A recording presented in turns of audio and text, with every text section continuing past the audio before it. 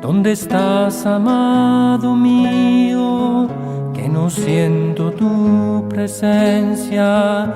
¿Te alejaste tú de mí o yo me alejé de ti? Compartimos ya en esta etapa final uno de los temas más apasionantes dentro de la Sagrada Escritura. Vamos a hablar de la hermenéutica católica. Vamos a darnos cuenta que el concepto de hermenéutica es un concepto reciente, no es tan antiguo como otras cosas. Hemos hablado, por ejemplo, que la inspiración es un concepto reciente también. Y por supuesto la hermenéutica y la exégesis son términos que se acuñan desde el siglo XIX al siglo XX. Aquí les presento un poco, primero la Constitución de Verbum, que es lo que recoge los grandes aportes, hemos visto desde Trento, el Vaticano II, y por supuesto todos los aportes entre el Vaticano II y el Vaticano I. Entonces coloco acá dos autores muy interesantes para alguien que quiera investigar en su momento.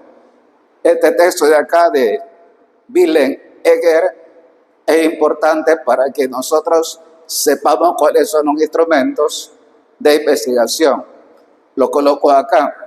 Y al otro extremo coloco un poco lo que habla en su momento el padre Alonso Shekel, que es un biblista muy conocido en el ámbito de Roma. Entremos entonces en materia.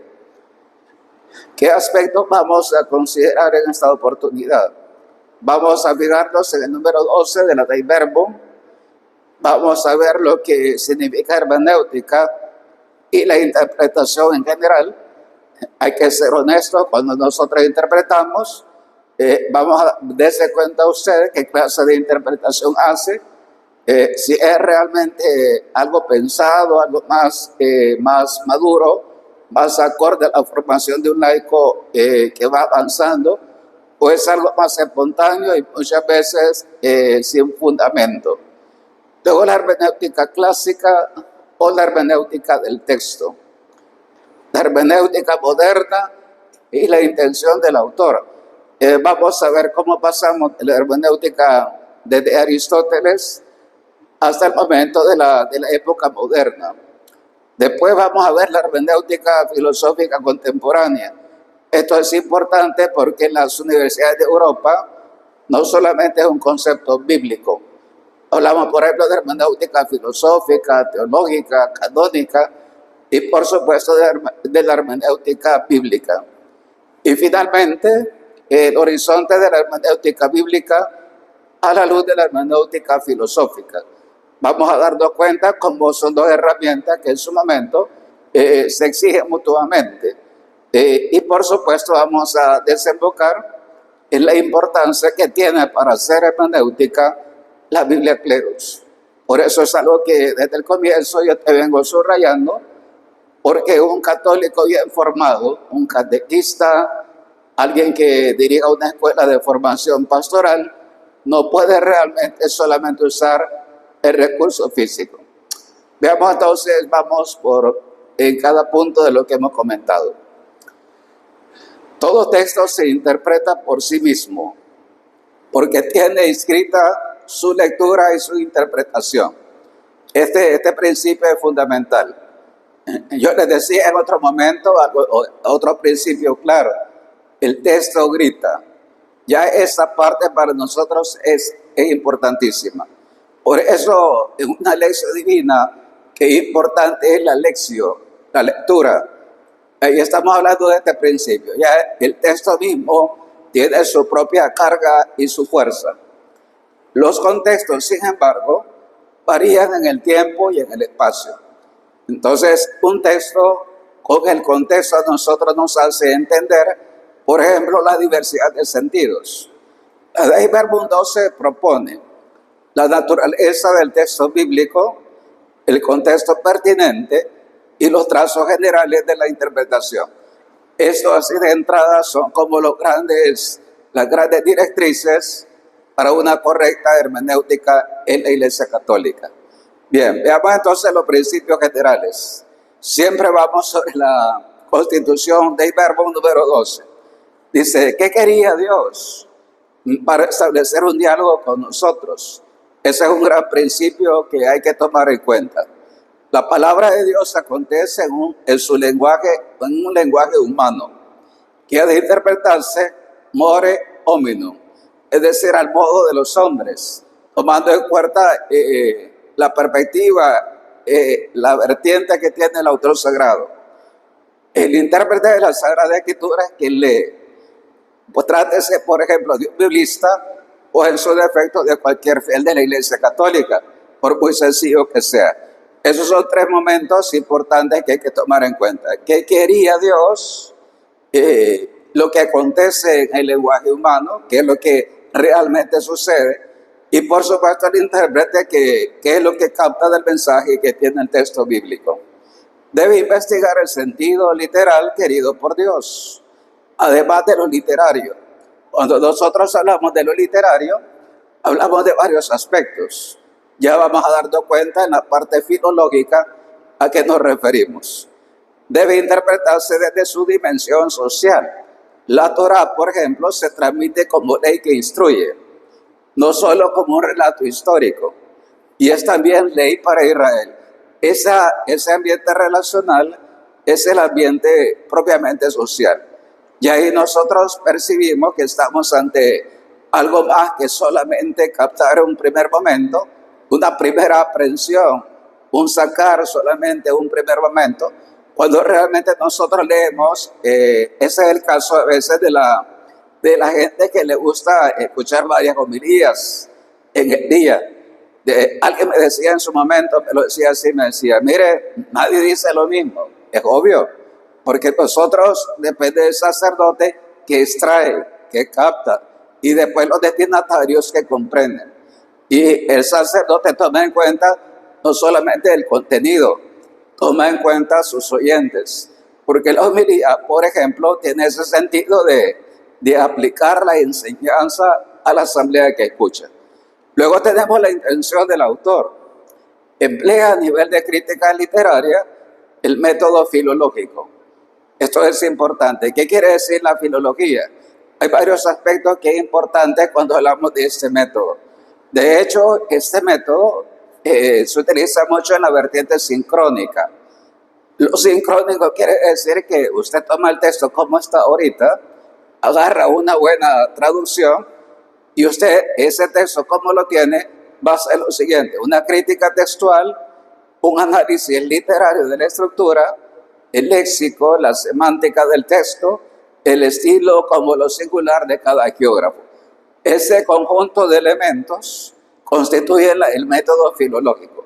Es decir, ya eso implica ciertas herramientas, ciertos instrumentos modernos. No basta que nosotros, digamos, en una primera aprehensión o captarlo primero, digamos, para mí esto dice eso realmente no tiene mucho valor.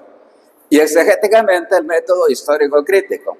Hablamos de dos métodos, dos etapas. Una parte diacrónica, que es la primera, y una parte sincrónica, decía, y una parte diacrónica. La diacronía es en el tiempo. Por eso lo histórico crítico, por ejemplo, toma en cuenta el tiempo y la cultura del geógrafo, la historia de las formas y la historia de la redacción. Nosotros vamos a darnos cuenta, por ejemplo, si es apocalíptica, cuál es la historia de la apocalíptica. En el caso de la redacción, cuando fue redactado, por ejemplo, Daniel, cuando es redactado, por ejemplo, el Apocalipsis de San Juan, son dos momentos redaccionales distintos. Ya eso para nosotros, más la cultura del autor del profeta Daniel y San Juan, ya para nosotros nos arrogan otros elementos que iluminan mucho más un análisis o un método filológico. El sentido de los textos sagrados se refiere a la recepción eclesial del texto que ha de hacerse tomando en cuenta el contenido y la unidad de la Sagrada Escritura, así como la tradición y la analogía de la fe. Esto es bien interesante porque es bueno explicarlo. Nosotros cuando eso lo encontramos en el magisterio, necesita ciertos matices para que se entienda bien. El contenido se refiere a la revelación y la salvación que tiene a Jesucristo como mediador y plenitud. Eso significa analogía de la fe bíblica. Cuando nosotros vemos desde Cristo hacia atrás, ya todas las demás verdades se adaptan más o menos realmente a la persona de Jesús, que evita cualquier contradicción. Esto es importante. Un contenido bien entendido desde Jesús, eso le da sentido a todo lo demás. Emergen cosas accidentales y cosas que en su momento nosotros, por ejemplo, en este tiempo, nos diríamos si lo aplicamos al tiempo moderno. La unidad indica que Dios es el autor de la Sagrada Escritura por medio de la Iglesia Apostólica, implicando procedimientos de interpretación eclesial. El Antiguo Testamento, según un sentido espiritual, las relaciones intertextuales con libros anteriores y finalmente se han de entender en sentido de comunión apostólica. Es decir, lo que han dicho los apóstoles, la patrística para nosotros, eso nos da como un marco en el cual nosotros nos podemos mover en la investigación. La interpretación unánime de los santos padres, la patrística, es de suma autoridad. Veíamos nosotros en las clases anteriores que la fuente fundamental para afirmar el canon bíblico del Nuevo Testamento es la patrística. Y no solamente eso, es importante la referencia de Jesús y los apóstoles. Esa es la norma, digamos, grande, la que se impone a todo. Bien, cuando es privada corresponde al intérprete hacer una elección inteligente. Por ejemplo, cuando habla San Atanasio de modo magisterial como obispo, eso tiene mucho peso si converge con otras afirmaciones de otros santos padres. Pero si él a título de obispo dice algo que es diferente a los demás obispos de la patrística, eso entonces el que interpreta tiene que ser inteligente para interpretar. Bien, también debe estar en armonía con el magisterio eclesial. Por eso es importante que nosotros verifiquemos. Es decir, que ha dicho el Papa Benedicto, el Papa Juan Pablo, el Papa Francisco, el Papa León. Ese marco a nosotros también nos permite entender que ellos, que solo que Dios se quema con ellos por ser papas, ese es el mejor té para nosotros. Sería triste que usted, que es un laico y quizás con una formación mínima, pretenda decirle a los papas lo que es correcto, cuando es al revés realmente. Bien, también debe considerarse el uso de la Sagrada Liturgia que dentro de la Biblia. Es decir, la Biblia empleada en la Escritura es importante porque todo lo que nosotros escuchamos en la liturgia de la palabra, en los sacramentos, ahí encontramos ya un pensamiento, una teología. Decíamos en su momento con los de liturgia, lex orandi, les credendi. Lo que nosotros celebramos en la liturgia, lo que nosotros creemos en la liturgia, lo que nosotros alabamos en la liturgia, los contenidos litúrgicos es lo que nosotros creemos. Bien, analogía de la fe indica la conexión entre las verdades de la fe, no se contradicen, forman un todo muy interesante en cuanto nos van explicando lo que cómo Dios se comunica con nosotros a lo largo del tiempo. Cuando nosotros entonces queremos entender un texto sagrado, por muy difícil que sea, este es el marco con el cual vamos a entenderlo. Veamos la dimensión eclesial de la exégesis. Los maestros y exégetas han de iluminar con su estudio del sentido eclesial de los textos. Vamos a hacer una primera diferenciación entre hermenéutica y exégesis. La hermenéutica va a interpretar y va a usar muchos recursos, decíamos, dos métodos: el filológico y el histórico crítico. Importante. Ya eso indica no una simple interpretación, no, indica unos métodos, unas herramientas de investigación muy propias. Y después la exégesis, ¿qué hace? Aplica eso al momento actual. Entonces, un primer momento es la hermenéutica, en un segundo momento es la aplicación. Dirá, por ejemplo, Heger, el autor que le presenté a ustedes, dirá así de la exégesis: es una lectura científica de la Sagrada Escritura, para que usted lo entienda. Los maestros exegetas, por tanto, deben iluminar a través de su estudio. Cuando nosotros vamos a la École Biblique, vamos al Instituto Bíblico, usted va a encontrar de cada pasaje de la Sagrada Escritura mucha bibliografía. Por eso alguien que investigue tiene que ir a esas bibliotecas. En su momento a mí me decían así en Navarra, me decían a mí, ¿quieres encontrar todo lo de Sagrada Escritura del mundo? Ve al Instituto Bíblico de Roma. Ese es el secreto del Instituto Bíblico de Roma. Toda interpretación se somete al magisterio, que debe conservar e interpretar la palabra de Dios. Además, se interpreta la Sagrada Escritura ayudándose de la sabiduría de los maestros. Es bonito, el obispo o quien fuera el obispo, debemos entender, porque eso es importante a los biblistas, para que al que hace cabeza lo guíen, le permitan decir, sí, monseñor, eso es acertado. Como por ejemplo a veces hace cuando va a hacer un decreto, el obispo tiene que consultar a canonistas.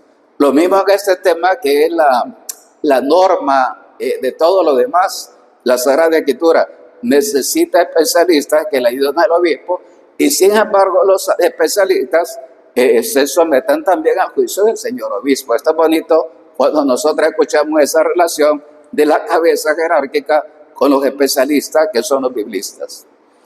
Bien, la hermenéutica y la interpretación. Hermenéutica es el arte de la interpretación de modo espontáneo. En su momento esclarecía los textos o una realidad. Así se entendía. Muchos dirán que la hermenéutica quiere decir interpretación. Ese es de un modo, si quiere, intuitivo y sencillo. Actualmente implica la comprensión y la actualización de algo distinto al presente de quien comprende. Nosotros agarramos un texto, cualquier texto, y lo adaptamos, digamos, a Santa Teresa de Jesús. Agarramos a Santa Teresa y traducimos lo que Santa Teresa, por ejemplo, quiere decir en este tiempo. Eso es distinto. Solo el lenguaje castellano de Santa Teresa ya no es fácil para cualquiera. Eso ya, ese acercamiento ya indica ciertas variantes. Imagínense cuando nosotros lo hacemos con los textos de la Biblia.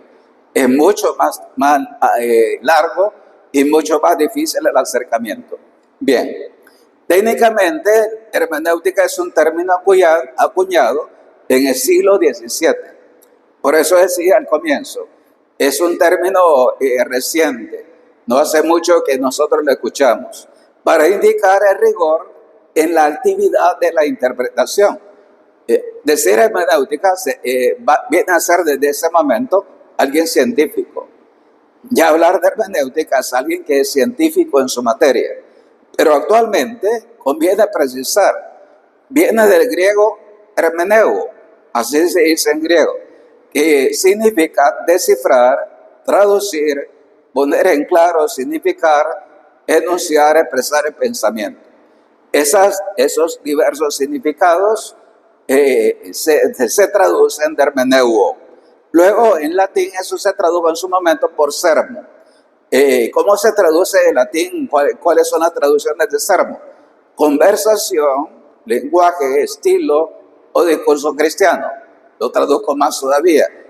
El sermón del sacerdote, que es el equivalente a la homilía actual. ¿Cuál es la ventaja y la desventaja? Tiene sus ventajas en cierto momento. Los especialistas dicen así: ¿en qué converge sermo con hermeneo? Hermeneo, R-M-E. Ahí, por ejemplo, dice E-R-M. Aquí tenemos E-R-M. En esa raíz converge. Pero hay matices distintos en la traducción. Es más correcto, los especialistas recientes se decantan más que por sermo, por hermeneo. Históricamente este término se ha relacionado con el texto y sus constitutivos. El texto, el discurso, el pensamiento del autor, la comprensión del lector. Fíjense los elementos que implica un análisis hermenéutico. Texto, discurso, pensamiento del autor, del agiógrafo y lo que comprende el lector. No es lo mismo lo que comprende, por ejemplo, un español, un europeo, un norteamericano, lo que comprende uno de la cepa. Claro que hay diferentes marcos. Y por eso es importante también entender en qué contextos estamos. Bien, dando lugar a tres modelos de la hermenéutica: la clásica, la moderna y la contemporánea.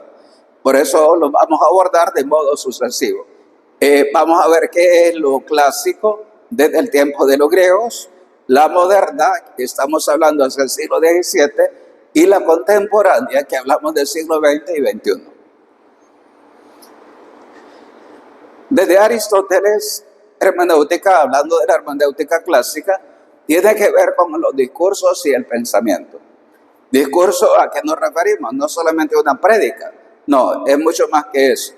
Las disciplinas que interpretan se refieren al lenguaje, la gramática y la retórica. ¿Cuántas disciplinas desde la hermenéutica clásica hablamos? Al menos de dos. En su tiempo, quizá cierta clase de ustedes, cierto, digamos, nivel de cultura, entendió en su momento, escuchó hablar de, por ejemplo, de retórica. Algunos sacerdotes en su momento se les dio, por ejemplo, una formación retórica. Bien, signos, eso es signos y lenguaje, significación, predicación, lenguaje directo y el figurado. Eso comprende esos aspectos cuando nosotros abordamos la gramática y la retórica. En la iglesia se ha aplicado para explicar los significados literal y espiritual de la Sagrada Escritura. Es un arte aplicado a textos canónicos. Y al hablar de canónico nos referimos, por ejemplo, a la teología, que en su momento se le llama sacra teología. Al derecho, en su momento se habla de un derecho interesante también como canónico. Quizás en la actualidad nosotros escuchamos más la vertiente canónica aplicado al derecho canónico. Y la filología, que es la hermenéutica profana. Cuando uno escucha estos términos, ya vemos cómo la teología, el derecho, la filología dentro y fuera de la iglesia ya implican procesos de convergencia hermenéutica, que propone reglas y cánones, y su función auxiliar es superar pasajes ambiguos o difíciles, para que lo traduzcamos mejor. Cuando nosotros encontramos un texto teológico difícil, ahí necesitamos una hermenéutica especial. Si es un dogmático el que investiga, debe ser una hermenéutica de interpretación, muy bonita, con herramientas modernas. Lo mismo pasa a nivel filológico. Eso es también interesante decirlo. La hermenéutica clásica desde el tiempo de Martín Lutero, desde la Reforma.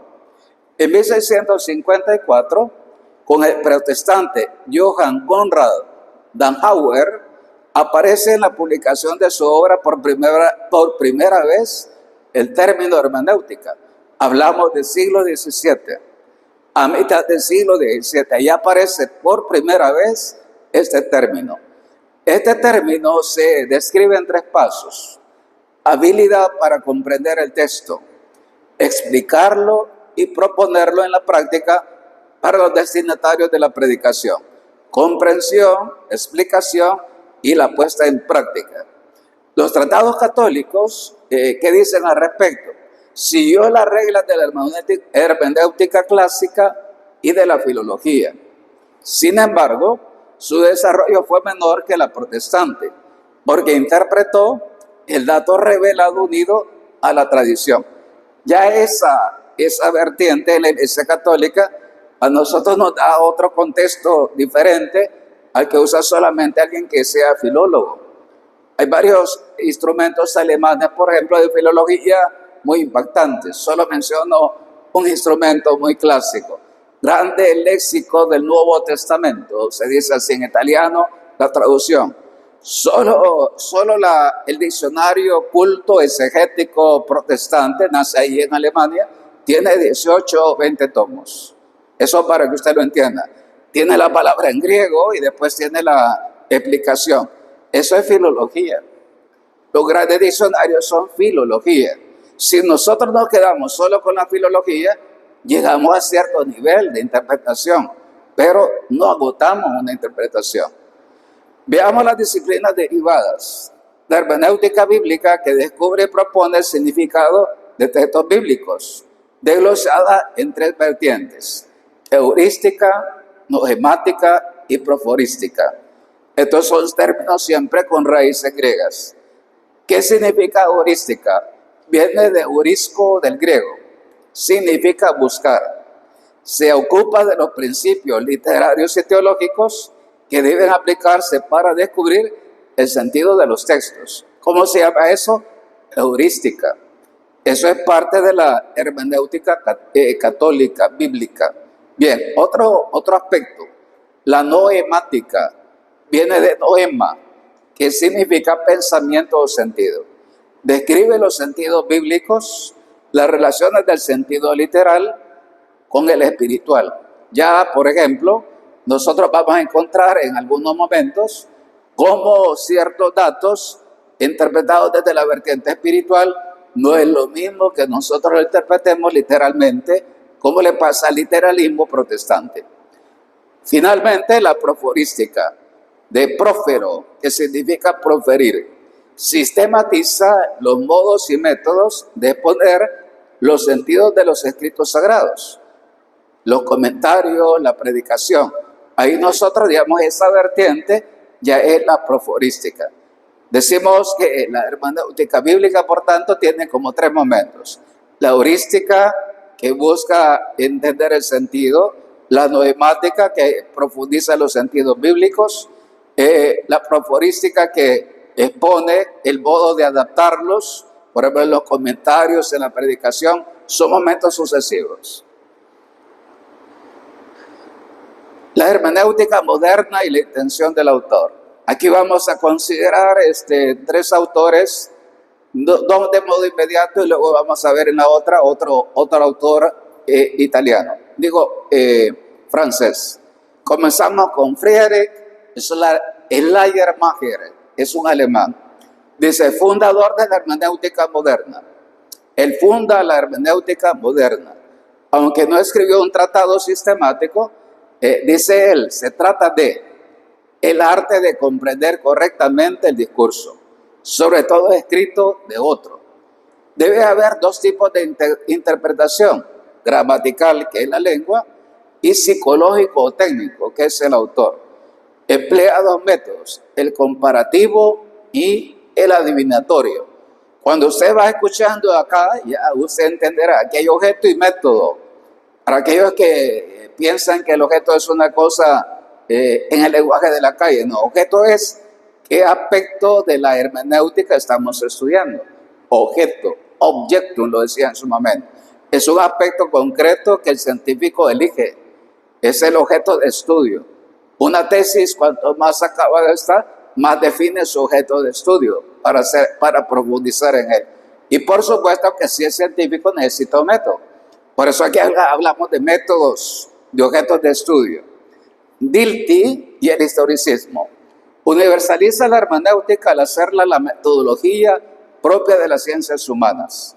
Ya en esa parte hablamos, por ejemplo, de las ciencias de la naturaleza. Ellos necesitan también este tipo de procesos. Por supuesto que sí.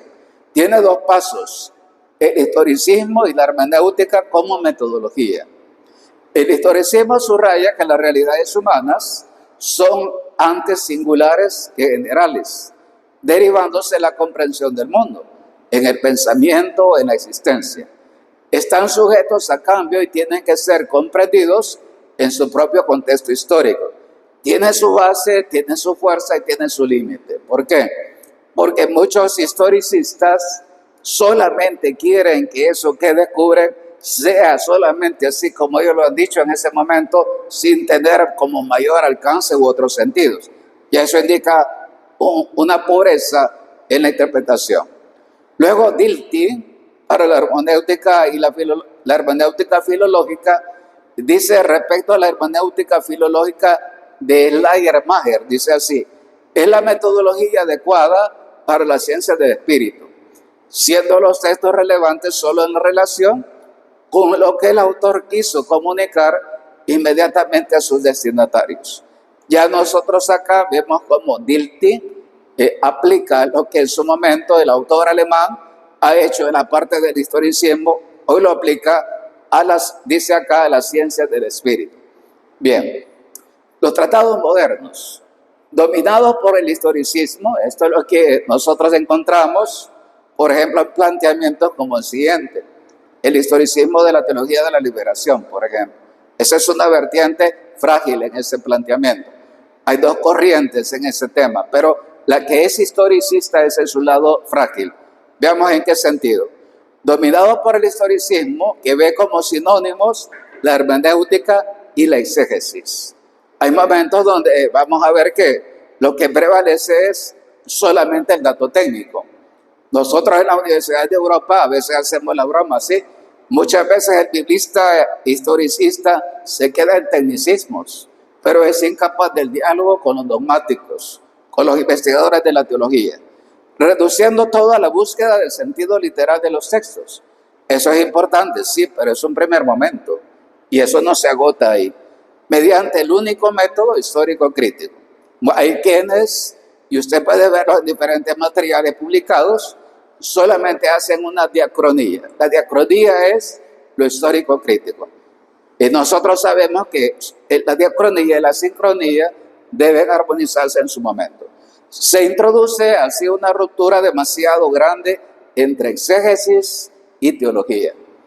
Nos quedamos solamente con historia y filología, con algo técnico, pero somos incapaces de explicarlo eso, por ejemplo, en el conjunto de la tradición y del magisterio. De hecho, ese es el gran problema. Un escrito diacrónico, historicista, nunca toma en cuenta el magisterio de la iglesia ni la tradición. Eso usted mírelo, así como en su momento yo le decía, mire, todo lo que aparece en Google es católico. Dentro de lo que se ha escrito católico, mire lo que estoy diciendo.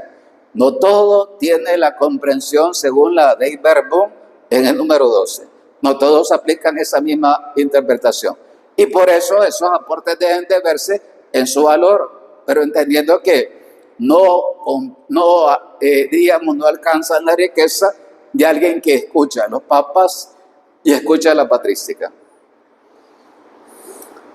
Hans Georg Gadamer, en 1960, escribió Verdad y Método. La comprensión debe entenderse como experiencia.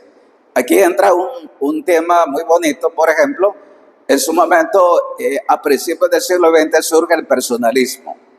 Vemos que la experiencia en los primeros decenios del siglo XX es fundamental para la persona, pero esto también se aplica a la hermenéutica. La hermenéutica debe ser una experiencia productiva de nuevos significados. Si es una mediación de la obra con el presente, es una mediación de la obra con el presente sin validar el método. Vamos a fijarnos que necesitamos un método, pero que necesitamos también saberla aplicar al hoy. En toda interpretación hay una precomprensión. En su momento se llama así, prejuicio. Hay unas categorías con las cuales nosotros nos acercamos. Quizás para que usted lo entienda, esta parte técnica es así. Cuando usted, por ejemplo, escucha el pasaje de la elección de los 12 apóstoles, uno dice interiormente, esto ya sé que me habla acá y termina de este modo. Esa es la precomprensión que usted lleva, requiriéndose la experiencia, siendo el objeto de la experiencia hermenéutica la tradición. Cuando mi interpretación se coteja con la tradición, eso cambia. Cuando su lectura, su comprensión, usted la coteja con otros autores de otros idiomas, su lectura cambia. De hecho, por eso decimos, la exégesis, ¿qué es?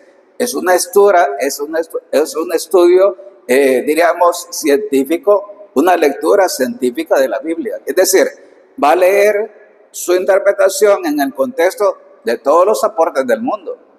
Y ahí es donde va a sacar conclusiones.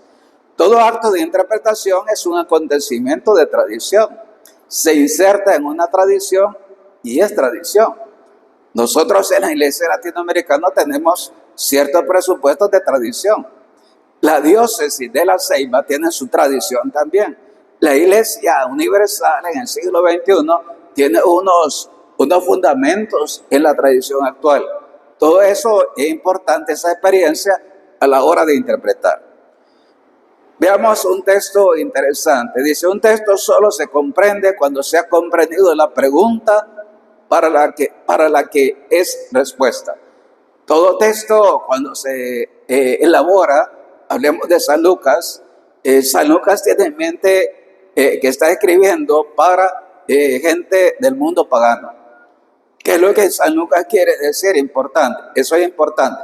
Mateo, cuando escribe, tiene en mente a los destinatarios del mundo judío. Eso ya para nosotros es interesante. Los sinópticos, Lucas y Mateo, tienen en mente, Lucas y Marcos, tienen enfrente a los destinatarios paganos. El único que tiene enfrente así a los destinatarios judíos es Mateo. Ya eso para nosotros nos indica cuál es la respuesta, la pregunta que se hace el agiógrafo y cuál es la respuesta que nosotros debemos saber buscar. La hermenéutica es una experiencia sin fin, pues nunca agota el ser que puede comprender. Esto es hermoso decirlo, no agotamos. De hecho, si usted pone atención acá, se va a dar cuenta que es un mundo. Yo lo he dicho así, la Sagrada Escritura es un universo, pero no es una tarea ciega, pues apunta de manera correcta a lo que se busca comprender. Vamos haciéndolo, fundamentándolo, argumentándolo, cotejándolo. Dice el Hugo Gadamer, ofrece algo nuevo, la pertenencia del intérprete al acto mismo de interpretación. Cuando el intérprete así serio se involucra, ya es parte también de lo que él va a comunicar como interpretado. En el marco de lo que hacemos, por encima de lo que queremos hacer, se puede insertar los procedimientos instrumentales de análisis del texto, métodos, valor de la tradición o la autoridad, la intención del autor, la historia de las interpretaciones, etc. Decimos acá, por encima de todo, tenemos el texto mismo. Hay algo que está ahí objetivo. A eso nosotros le vamos a insertar estos otros instrumentos de investigación. La hermenéutica filosófica ya más reciente. Estamos hablando, si se fijan los años, de 1913 a 2005. Paul Ricoeur, este autor francés, dice así: entiende la hermenéutica en diálogo con otras disciplinas, sociología, teoría literaria, lingüística.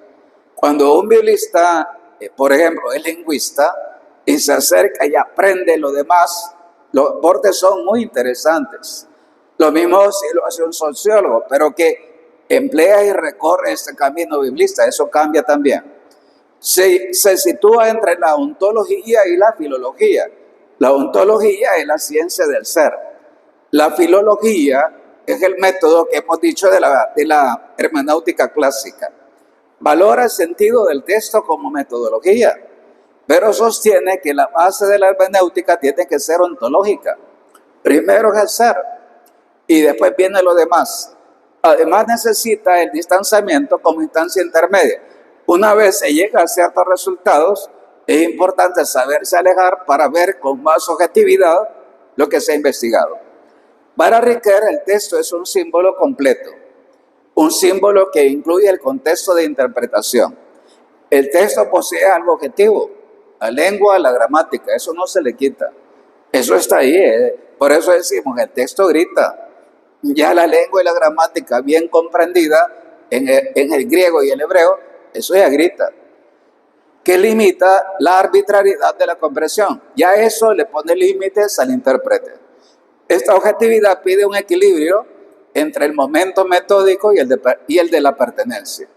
Cuando yo voy haciendo el método, ya eso me plantea ciertos límites y luego la pertenencia. Cuando hago mía la interpretación, debo darme cuenta que hay cosas que no la puedo sacar de ese dato objetivo que tengo. Estaríamos ante un proceso dialéctico entre lectura, comprensión, interpretación, explicación, que conduce a una mejor comprensión. Eso es bonito.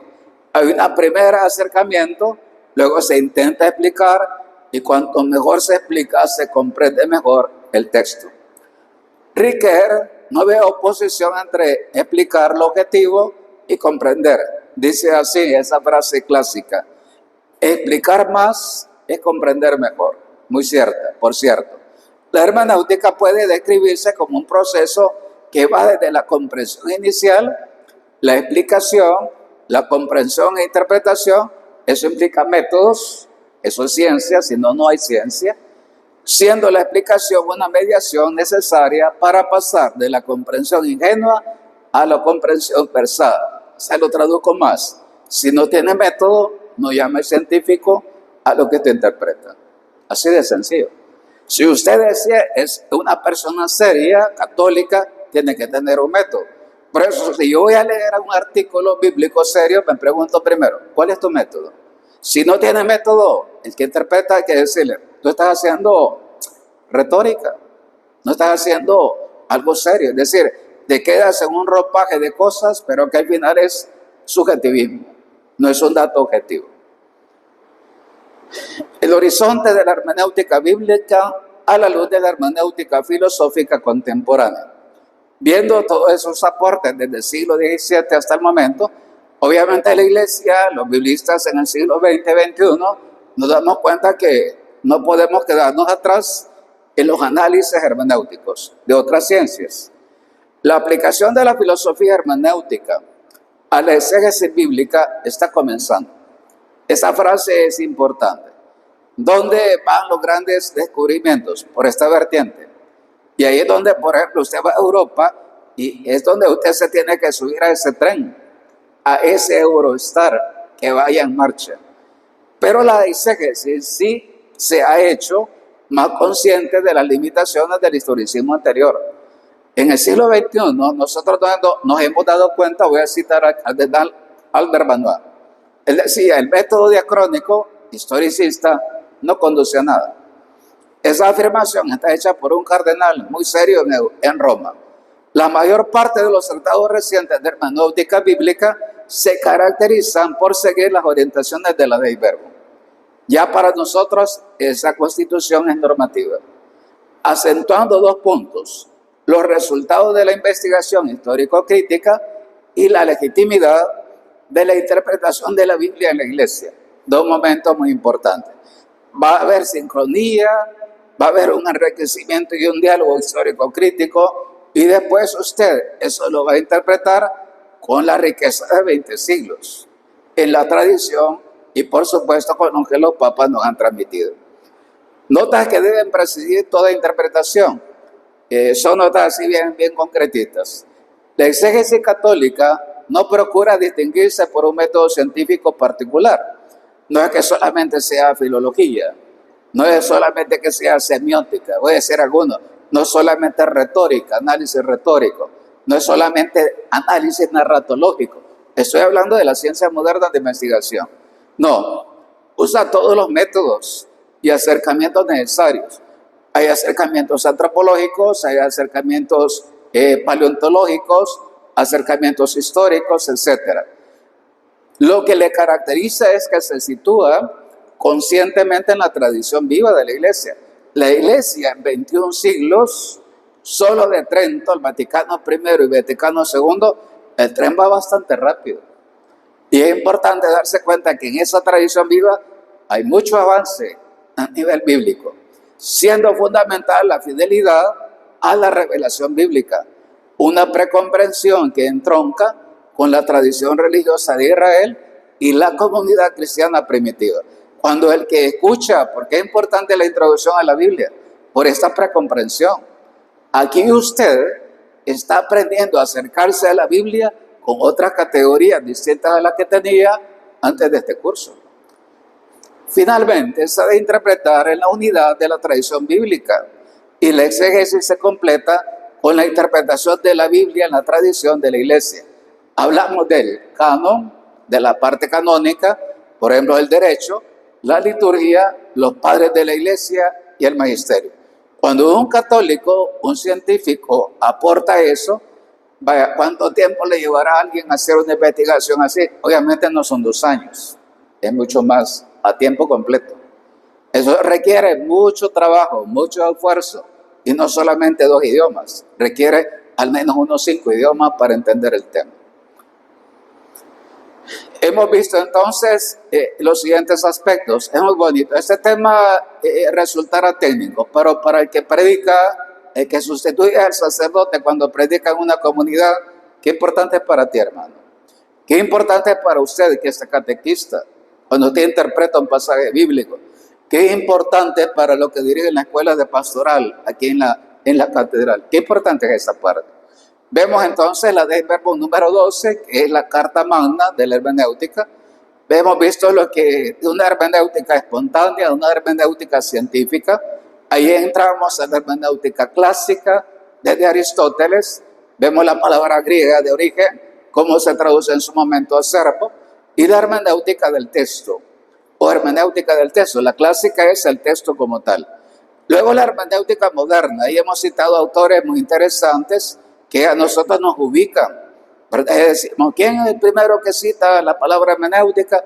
Dimos un autor europeo.